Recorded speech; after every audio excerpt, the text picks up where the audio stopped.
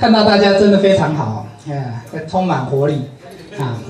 那我先自我介绍一下，因为我已婚呐，只是今年未婚哈。那我生了2个老婆，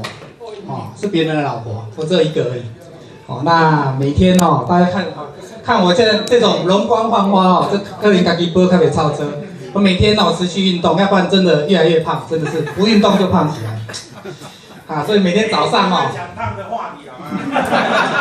好吗？真的年纪到了一定的程度的时候那个我们的基础代谢率一直往下降，所以一定要动。那每天我现在虽然年过半百可是已经开始过老年生活，早上4点多就要起来运动了那晚上他9点多10点就睡觉了。那由这个讲，大家都知道我生活非常的幸福，因为我有一个好老婆所以说我家庭无虞所以说才会过得比较清新。那我从那个亚东毕业之后